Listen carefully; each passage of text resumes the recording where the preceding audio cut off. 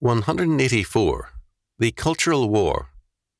Chalcedon Report number 404, March 1999. Years ago, I read the study by a medieval scholar of the great religious war of the ages between the kingdom of God and the kingdom of man. The writer scornfully concluded that the two alien realms were merging instead of warring. The church was becoming more like the world and vice versa. In our time, the problem is more serious. Unbelief is robbing the churches of their status as part of the kingdom of God.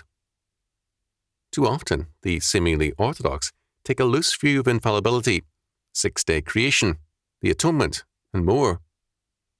They are often more hostile to the truths of orthodoxy than to the modernists.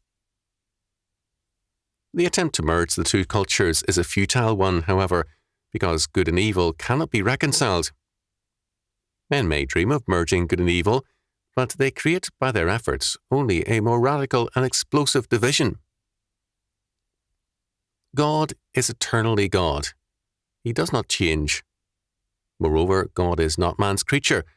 He is the same yesterday, today, and forever. We cannot lessen nor alter the truth of God. Thus, we have more than a few men who may agree with God's law up to a point, but want to make it useful by adapting it to our times.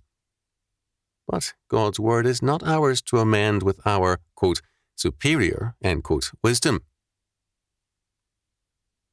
We commonly hear ourselves better than we hear God, and we are much more in love with what we have to say than what God has said.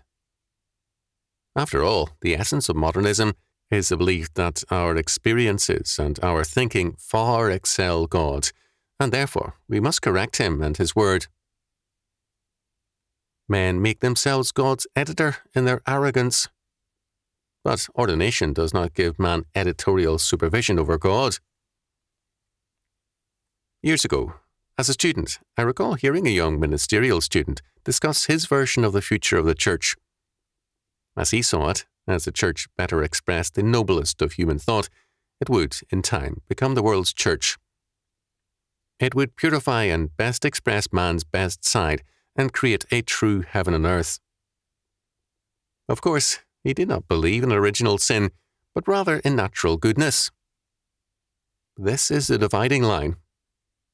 The culture of fallen humanity affirms man's goodness, whereas the Bible tells us of man's depravity. The cultural war between the two permits no reconciliation of their premises.